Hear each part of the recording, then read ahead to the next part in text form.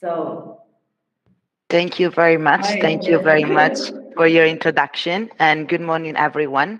So, as Judith just mentioned, I'm just going to briefly introduce the main concept on global climate warming, and basically, I'm gonna shortly present what are the main drivers, the main impacts, and the main action we could take to slow down global warming. And hopefully, this presentation will stimulate question for the following panel discussion.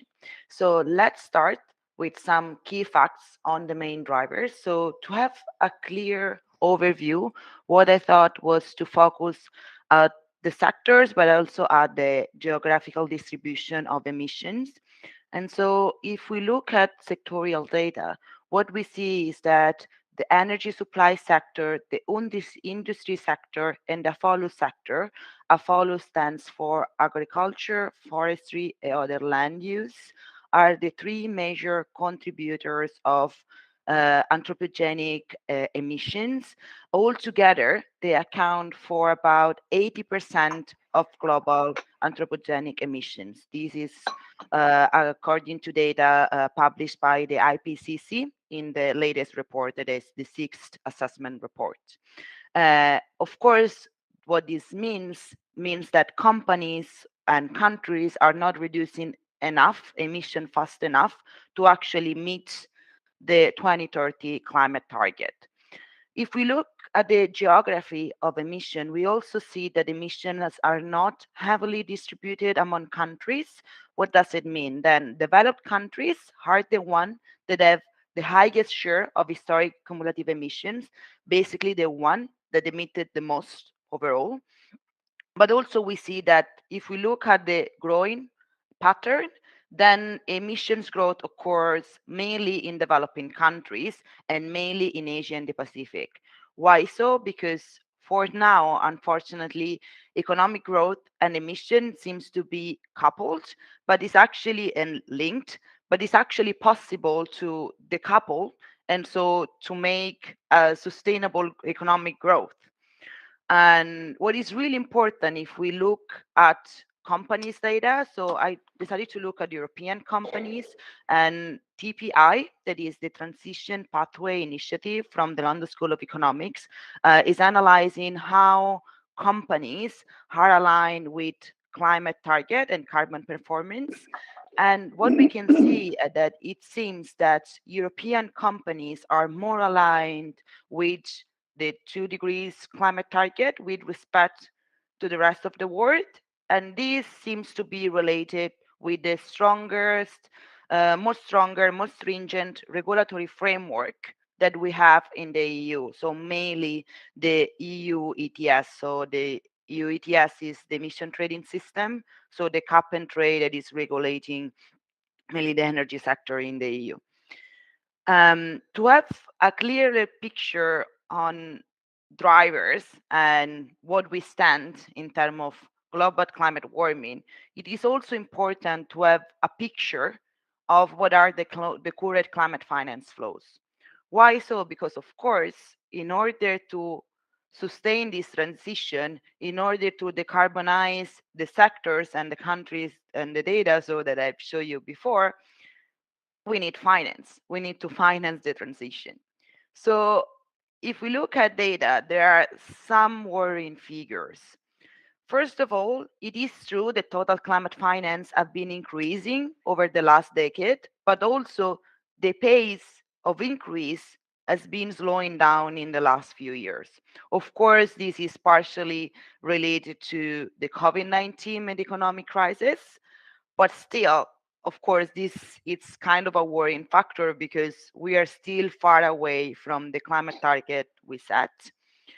Another key figure is that R&D, research and development, private investments in emerging clean technologies have witnessed a decrease according to the EAI. And this seems to be related, of course, with the economic slowdown, but also with the fact that these emerging clean technologies have more uncertain return. And this return, of course, more in the long run because we need to develop technologies. We are talking of emergent ones, not the one that are already commercialized at a scale.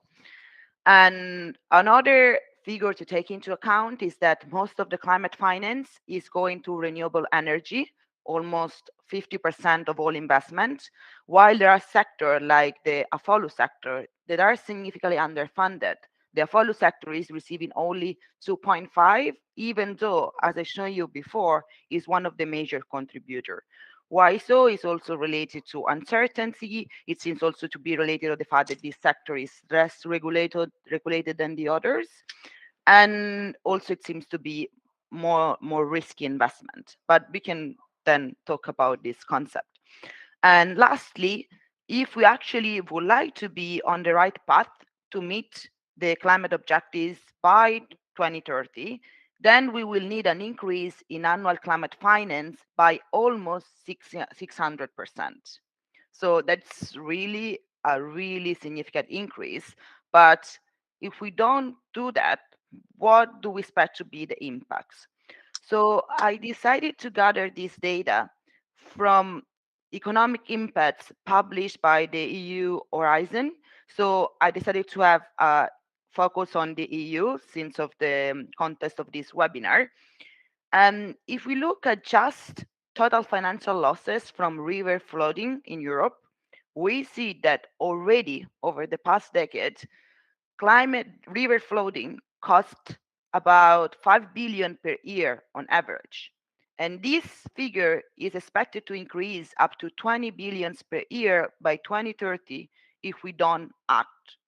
Of course, this further increase, if we look like at the longer period, so by the end of the century, if we don't act, so if there are no new policy measures, if we don't reduce emission, the cost of climate change in Europe could reach almost 4% of global GDP. Also, as you can see from the map, this is not going to be heavily distributed. Of course, the distribution is going to depend, and the damage is going to depend on the geography, on the sectorial expertise, so the foundation of the economies, and so on.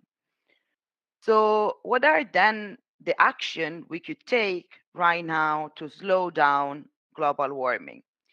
Well, first of all, if we look at key actors, everyone is a key actor. Institutional key actors because they could put in place the right regulatory framework. We have seen, as for example, the data that I showed before about Europe, that a stronger, a more stringent regulatory framework, of course, incentivize more sustainable action. Then corporations are key actors because not only they are a major contributor of global emissions, of course, but also they can supply the low carbon technologies. And so they can supply the technologies we need to actually move forward to a decarbonized economy. And then individuals, because individuals influence the demand. And by influencing the demand, they influence the market dynamic and so also what is supplied in the market. But let's look at what corporation can do right now, what they can do in the short term, so since today, to kind of make sure that they are moving in the right path. So here there are like just kind of like three tips that companies can follow to make sure that they are on the way to reduce emissions. And these from now, what they could do is to measure carbon benefits and externalities on any proposed action so they can use this for planning. So to identify synergies and trade-offs between activities. So what they can do is not only to look at what is the most profitable action in economic terms, but also what is the most beneficial in terms of like mitigation to climate change. And what should be a good practice is to estimate, report, monitoring, and evaluate action over time. So I also wanted to give kind of like some example on ways to do that kind of in a easy way. So what is the practical support out there to do so? So there are sector specific tools to estimate emissions of action and kind of like identify which activity is the most beneficial. For instance, in my division at FIO, we actually are developer of the exact Afolu sector tool. That is what is really small here. This is a screenshot of what are the results that you may see. And here I know it's really small, but there are the different Afolu activities. So there is deforestation as well, like annual cropland and so on. Of course, this is just a snapshot of the results, but it's really specific on the type of activities that you may develop. And what is important here that it calculates what are the carbon balance at the end of implementing these activities, so you can identify which one is the most beneficial in terms of climate, and kind of also try to understand what are how you can compensate, for instance, if one of your activities emit more than others and so on. But we can also discuss this later on. And another thing that I find really useful is to look at the marginal abatement cost curves. Here is a global one, but the best would be to look at one that are like really sectorial specific or country specific, because of course it changes a little depending on the country and the sector we are talking about. But the use of this curve is that, so this curve put in relations the abatement cost, so how much it costs to abate, to reduce emission. This is the y-axis. And the x-axis is the abatement potential. So how much a certain technology is able to abate.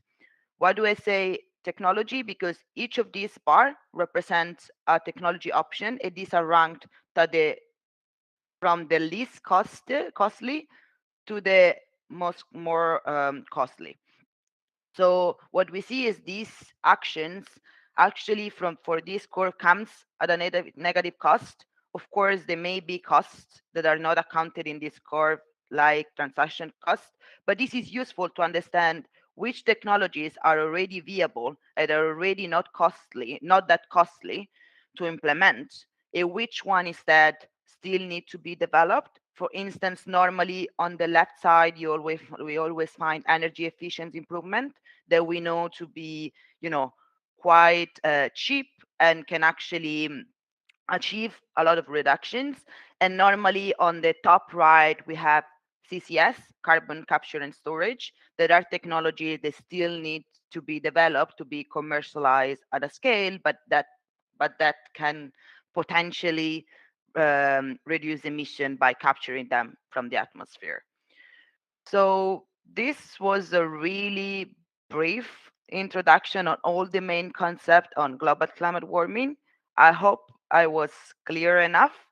And of course, I look forward to discussing this data in the following session. Thank you, and back to you, Judith. Thank you so much, Greta. It was really, really interesting with your information and also the statistic. Very interesting. Yes, I believe that our audience could have a lot of questions now towards your PowerPoint and presentation. And to our audience, if let's say you have any question, please write it down to the chat box so that I can raise up later on during our panel discussion. And okay, let me also introduce our another panelist, Massimo De Santis. Massimo started his career as a project engineer in the helicopter sector. He is a manager responsible for capital goods, investment in the large household appliances sector. He was also a general manager of a logistic company, partner of a European Commission in the Sustainable Energy Europe campaign. And he also the founder and the president of a European Reusable Packaging and Reverse Logistics Consortium. And he also working at the ISO level, representing the Switzerland into the ISO TC 122 packaging and ISO TC 323 circular economy.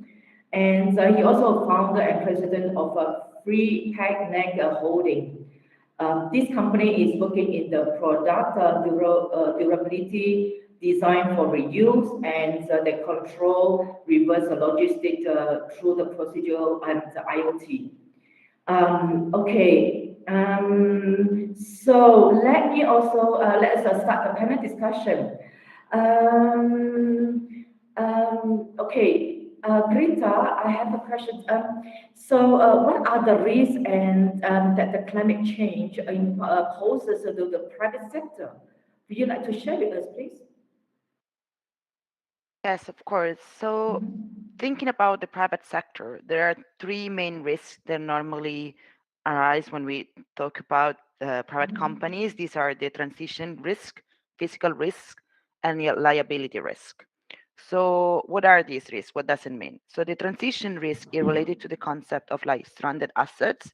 So meaning that, of course, if there are like more stringent climate policies, then if you're, for instance, are, if your company is really carbon intensive and promoting fossil fuel, then these your assets, so fossil fuel, may become stranded. So you will not be able, for example, to extract anymore.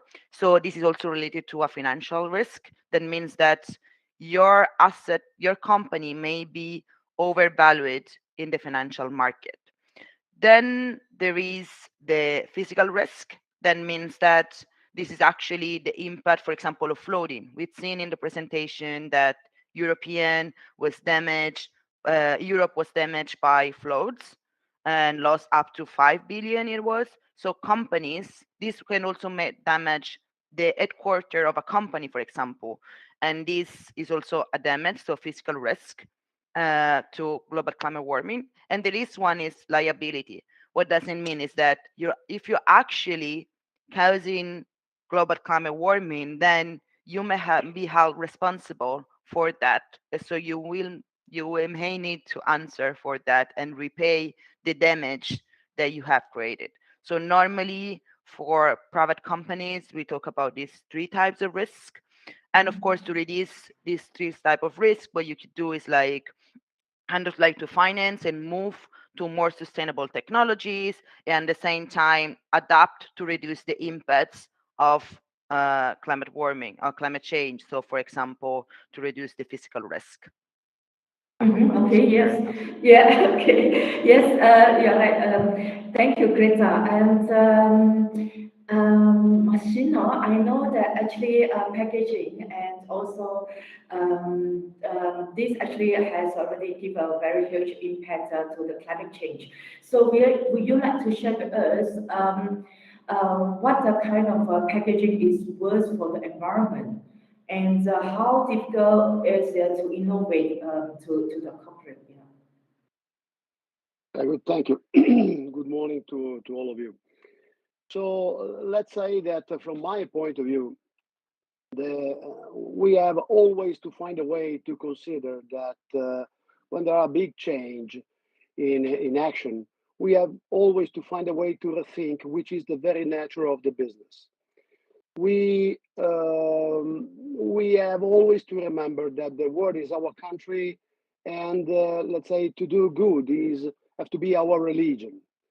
So within the company I'm leading today, FreePakNet, let's say that we have done an analysis of major market sectors at worldwide level and the impact that they have in terms of packaging into the environment. So we was analyzing that building and construction is the largest market sector worldwide. The white goods is the second. Then we have the chemical, and then we have the automotive. So in this case, I want to bring, let's say, I want to go back and bring on the table an example that is relevant to one of the leading companies producing white goods worldwide. Worldwide, it's a Chinese company. And 40 years ago in Qingdao, in the north of China, Mr. Zhang Ruiming, the founder of this company, decided to start producing quality. That day, Mr. Zhang Ruiming have identified the people who were responsible of certain non-functioning refrigerators. And he decided to give each one of them a very simple tool, a hammer, and ordered them to destroy the refrigerators. And from that day, people learned the quality lesson. So Mr. Zhang Ruiming was absolutely right, because there is not a right way to do a wrong thing. After 40 years, We all need quality in the products, quality in services, elimination of packaging waste, reduction of CO2 emissions, design, circular design. Globally, we call it circular economy. So today, the biggest problem we have in the world of the white goods is disposable packaging in expanded polystyrene and cardboard.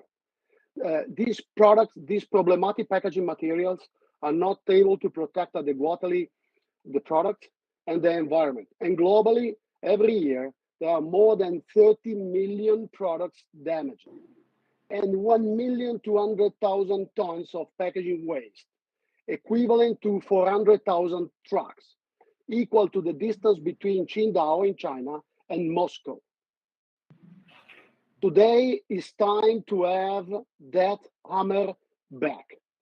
Within the company I'm leading, and that has been started up in accordance with this analysis, in accordance with the circular economy and circular design methodologies, and in accordance to the product as a service, we rent reusable transport packaging.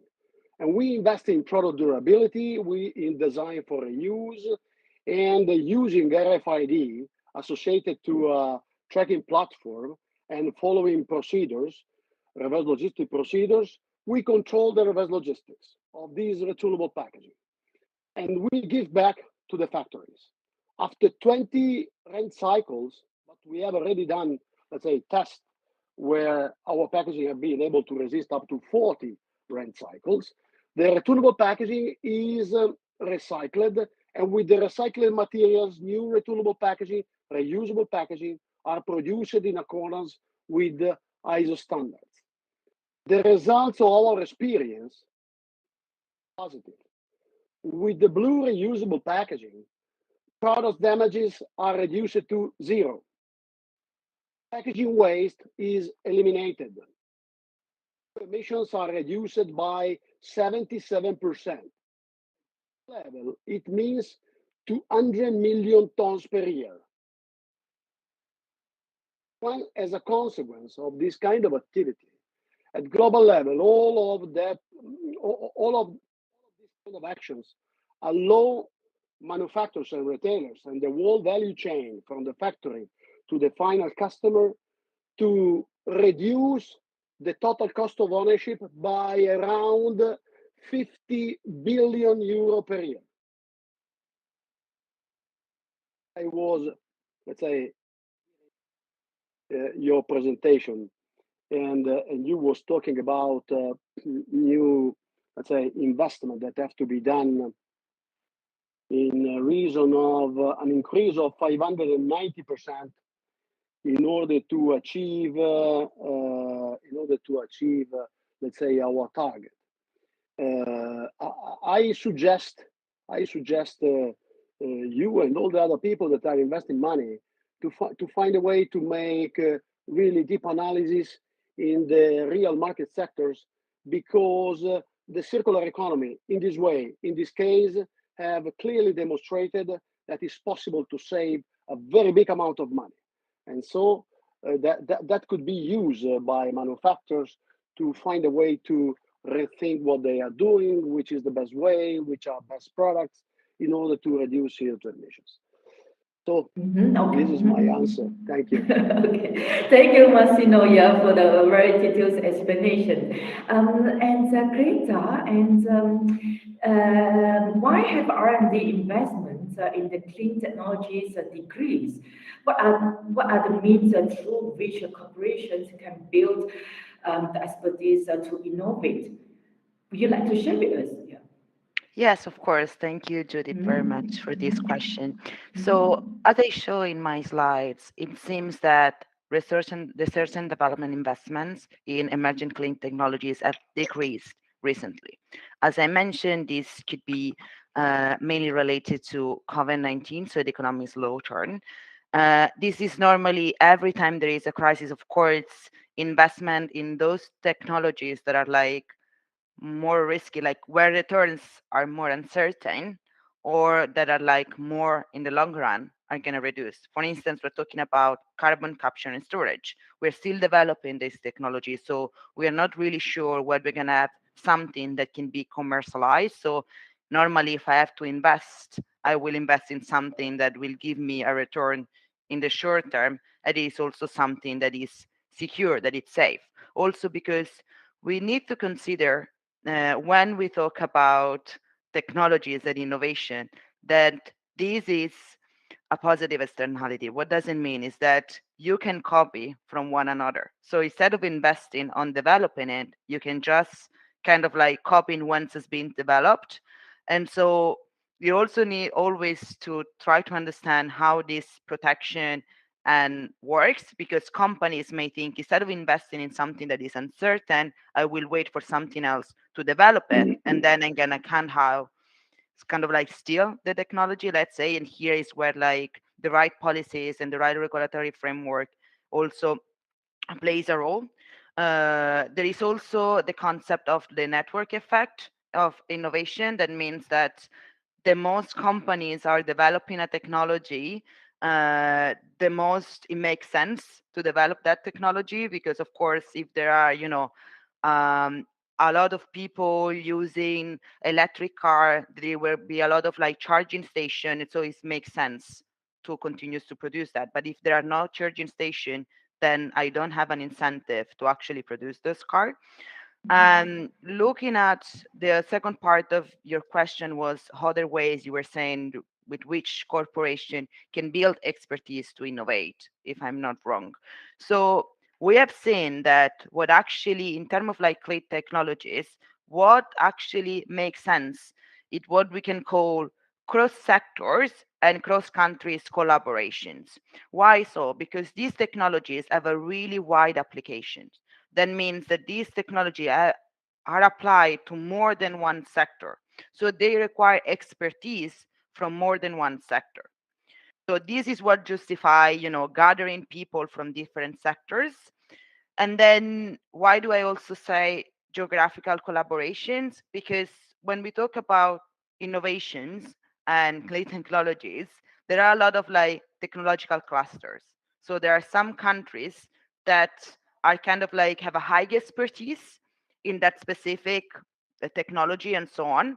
So if you manage to communicate and kind of like create a bridge between different technological clusters, of course, you can speed up innovations, and so kind of like reduce the cost of research and development. So studies, for instance, have seen that multinational corporations or corporations that actually have offices in different countries and manage to cooperate within the same company actually seems to innovate better because of that, and to save more money.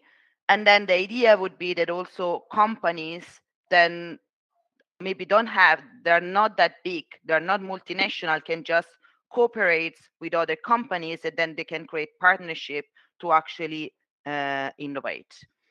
So yeah, that I hope this answers your question. I Yeah. also see that there is a question directed to me in the chat. So I don't know Yes, if I yes. can answer it now. Okay, yeah, please. Yes, there's a question from James. He asked that actually in the abatement actions, actually you didn't actually include in your slides. There's a two particular expanding the sustainable forest management and the incentivizing the substitute of wood-based construction material for the energy as intensive, extractive alternative like steel and concrete. Yeah, would you like to answer this question, Greta? Yes, of course. And actually, he is completely right. I mean, I think that is not possible to see in that slide, uh, because that is a global marginal abatement cost curve done by McKinsey. It is again global and not contextualized to different geography of these different sectors. But I may be wrong. But what can I say for sure is that indeed, for instance, in my division, we are developing marginal abatement cost curve for the follow sector, and sustainable forest management is the second cheapest option in terms of abatement and in the relations between abatement cost and abatement potential. The first one, if you're curious about that, is avoiding deforestation. This is because we know that forests are carbon sinks, and so of course avoiding it is not costly, and sustainable forest management is definitely less costly and more beneficial than other technologies. So again, I think that it was not in the McKinsey marginal betterment cost curve, either because it was too small to be seen. You know, there are just a few technologies that are stated in that picture. Some of the bar are small, so you cannot see it, and it because it's a global one. So I'm sure, for instance, that if we look at the Brazilian marginal abatement cost curve, sustainable forest management is going to be definitely taking a huge part of the curve. Or if we look at sectorial ones, you'll be able to see exactly this. Again, if we in the one that we developed in my division, sustainable forest is on the top left. Is that, for instance, on the top right, you have like implementing new irrigation systems because you need to build the new irrigation infrastructure. So it's definitely more costly and is generating more emissions. I hope this answered. Thank you. Yeah, I hope I also answered the question. Thank you, Greta. And Marcino, and how the circular economy can help to reduce the climate warming? Would you like to share with us, please?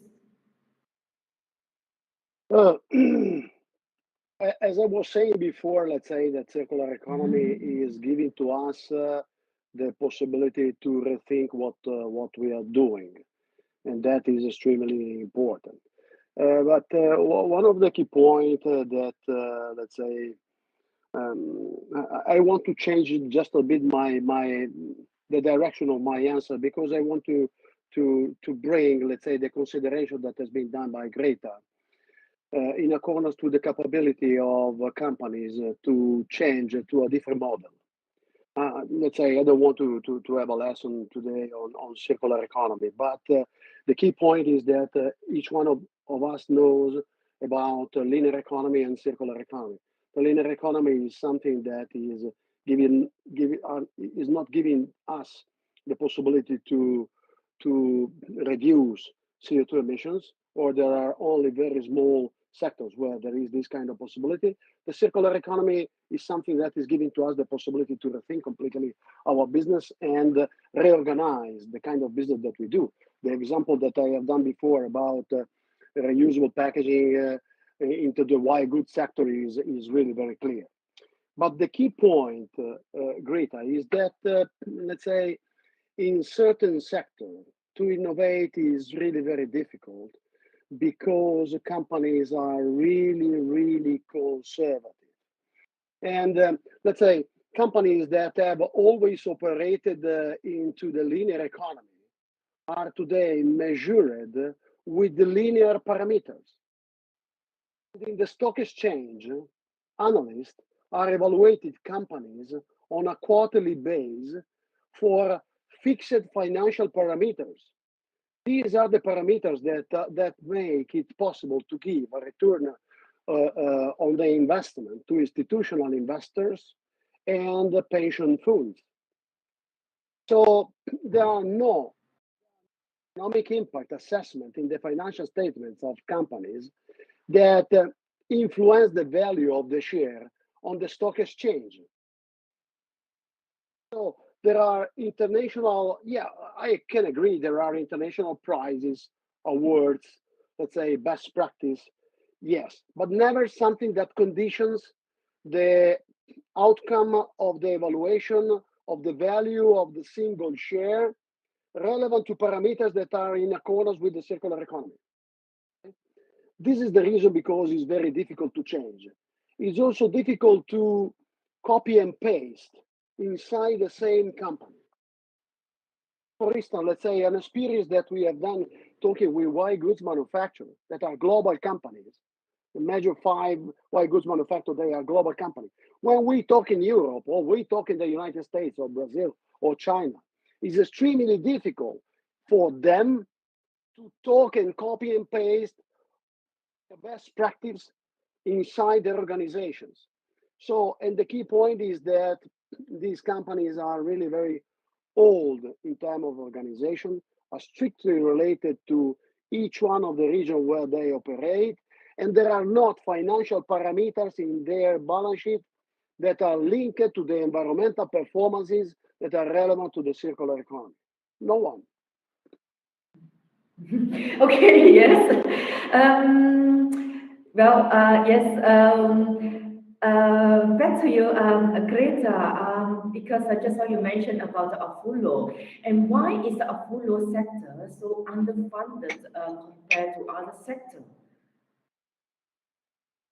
Yes, thank you, Yeah. Judy, for your question. I also wanted yeah. to answer first to Massimo that I totally agree with that. Like, we don't have in place the right framework. And also, when analyze the behavior of multinational corporation, but we could see that for some of them, depending on the sector and the structure of the organization, is easier to actually implement this cross-sector collaboration and cross-country collaboration, and for other there are a lot of barriers. So for instance, we analyzed that for Siemens it's easier, but because of like the policy they have inside, but also it's not easier for every countries where they have an office. So it was easier, for instance, kind of among developing countries, mainly in between Germany and the US, for instance, and a lot of countries were actually left outside of that. So it was also all involved in a discussion on how to create new technological clusters,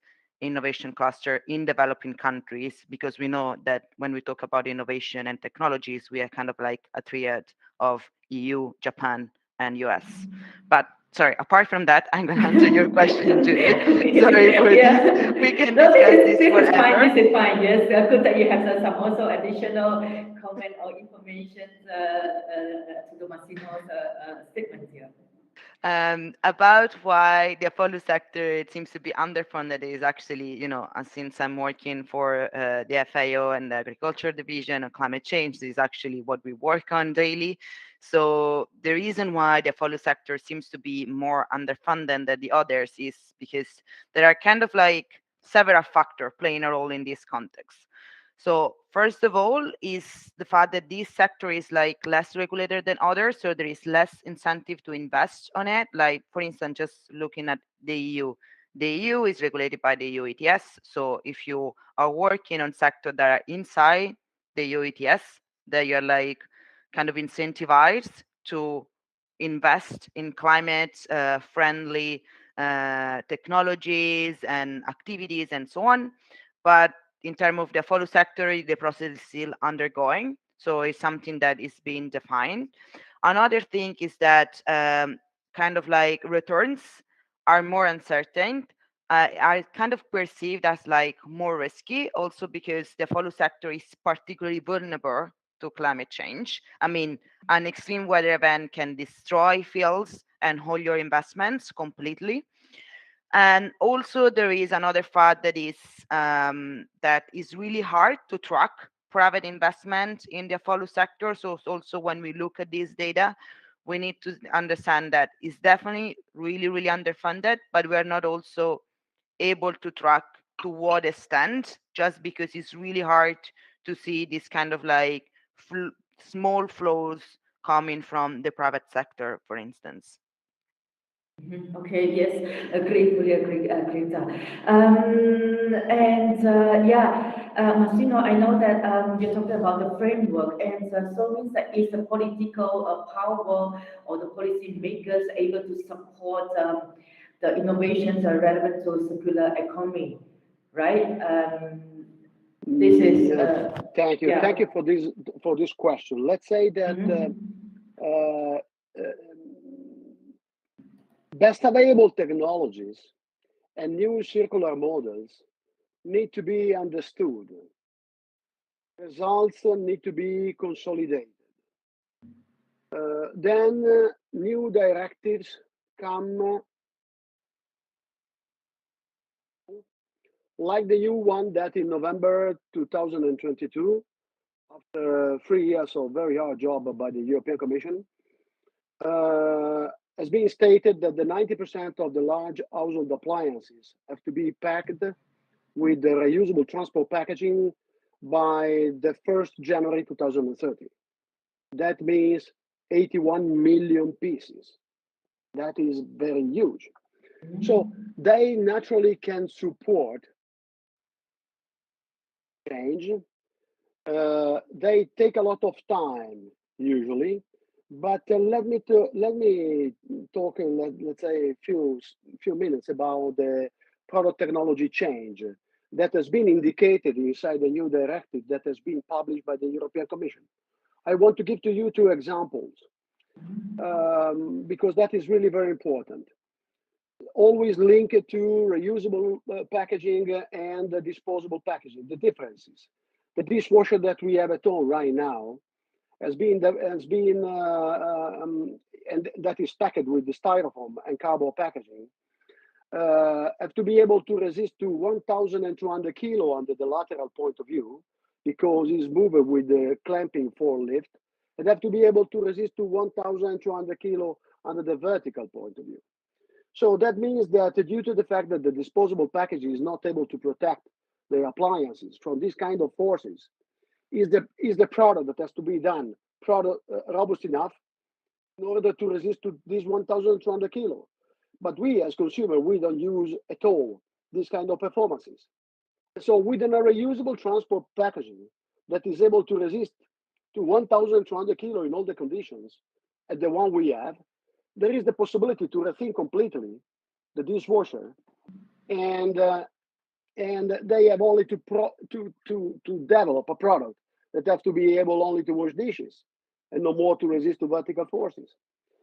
In the refrigerator sector, and these words say the refrigerator is produced today with polyurethane foam inside in order to insulate the parallelepiped, so the refrigerator. But the key point is that only the 20% of these polyurethane foam that are extremely dangerous under the environmental point of view are related to insulations. The other 80% is necessary because the refrigerator has to be clamped. The refrigerator is empty, and so have to be clamped with 1,200 kilo. And if it is not robust enough, it's going to collapse. But if we have an external packaging that is able to resist to these forces, there is the possibility completely to change the refrigerator and produce it with the vacuum insulated panels that are absolutely sustainable instead of the dirty, let's say, polyurethane foam. And when we reach this kind of product technology change, naturally we are thinking the very nature of the business. So let's say, coming back to your answer directly, yes, authorities, they can help because when they have digested, they are able to issue new, let's say, directives and ordinance and these kind of things. Unfortunately, the time that they take to produce all these kind of new documents is very often very long. Okay, yeah, interesting, Massimo. Yes, and also thank you for your very life experience and also the example. And also, last question to you, Greta. Could you also make some example of how sector-specific tools and the marginal abatement cost curves can support activity planning? Thank you, Judith. Yes, Yeah. of course. This is actually Yeah. my daily work here at FAO. So Okay. what we do is exactly that. So in my case, I'm going to talk about the EXAT, so for the follow sector, but I know that, for example, Greenhouse Gas Protocol publishes like different tool, like they gather data from different tools that are available for different sectors. So the one that I mentioned in my slides about cement was actually taken from that. So you can see which one are available out there and maybe can support you in your activity planning. But what I meant with these two tools, let's say the actually sectorial tool and marginal abatement cost curve to support activity planning, is that, for instance, what we do when we have a project is we analyze the different activities, the different components, so what is planned in this tool that can tell you what is the estimated mitigation potential, so the estimated greenhouse gas impact of each activity. This is really important to understand For example, if you plan to do different activities, you have a certain amount of money and you are not sure which activity to implement, you can use these tools to understand which one is the most beneficial in terms of like mitigation terms. It could also support you if you are asking for international funding, because of course, if you can prove that your activities are also like supporting climate and slowing down global climate warming, then this is a kind of like a point on your side. And I guess, for example, for us, what to do is to identify these trade-offs. So, of course, in my organization, we also take care of food security. So sometimes, you need to increase cropland, annual cropland, or you need to increase livestock. Let's say we're increasing livestock. Increasing livestock is generating emission. Like having livestock is generating emissions because animals produce through their digestion emissions. So when we do that, we try to see what are the other activities that we can implement to kind of compensate that for the emission that we are generating through livestock. And so trying to find these compensations and trade-offs to understand all the different goals that we set to achieve. So normally you have like economic return, mitigation potential, in our case also like food security, and then identify the set of activities that is the best for what you are planning, and then your overall mitigation potential carbon balance. In terms of marginal betterment cost curve, this can support you in identifying which technologies, which activities are already kind of at a scale and are like easy to implement, let's say, and then which one instead are still under development. So it's good for you to have an understanding of like what is available and where we stand. For example, in our case that we developed the follow one is kind of also to support investors in which technologies actually should be best to invest. For instance, forest management, avoiding deforestation, because in this case you can achieve a lot in terms of like abatement. Okay, thank you, Greta. Yes, to conclude this webinar, can you, Greta and Marcino, to give us just two sentences on this topic for our audience as a keynote takeaway? Yeah. Maybe, Marcino, can you please start first, please? Just a Let's say that yeah. two words, that is really too simple. The first one is thank you. And the second one is thank you to your job, Judith, within the EU Tech, because I believe that, let's say, the global warming is really the biggest problem we have today. And we have seriously to find a way to make synergies all together in order to copy and paste what was saying before, Greta, let's say, best available technology and solutions worldwide. And we have to be open to do that. And so thank you for what you are doing within the EU Tech. Thank you, Marcino. Yes, it is my job to really give more awareness and to our audience about this climate change issue in our society. And how about you, Greta? Would you like to give us two sentences to conclude this webinar on this topic? Yeah. Thank you. So first of all, I also really want to thank you for your work. And in terms of like key takeaways, I guess that at the moment, we're definitely like far away from the targets we set, but we do have the technologies and the possibility to actually put ourselves on track.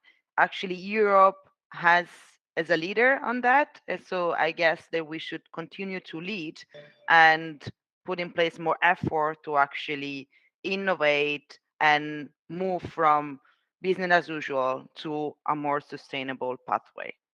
Thank you, Greta. Okay, thank you so much again to our keynote speaker and also panelists for the presentation and also your sharing.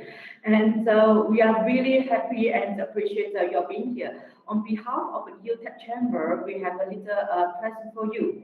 As you may know, that one of our main goals is the sustainability.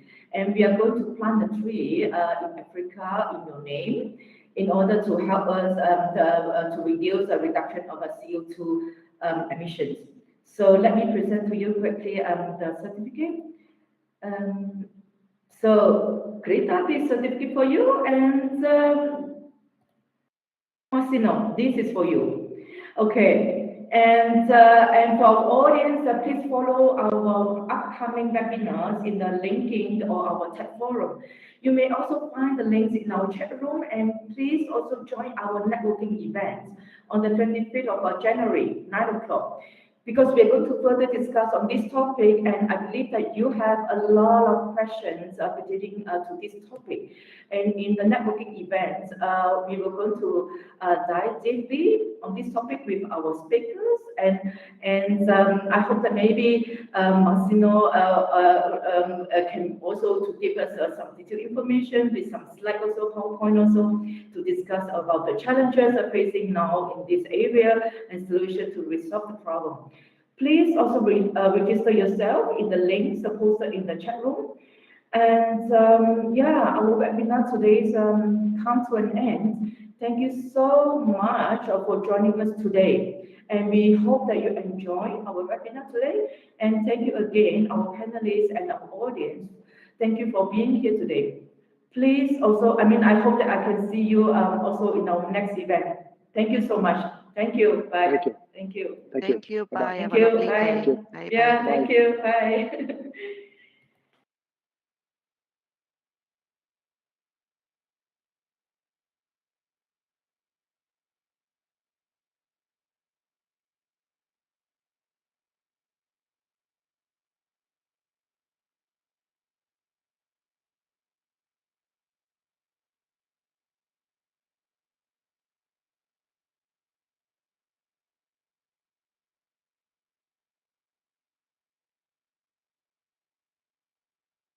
You are currently the only person in this conference.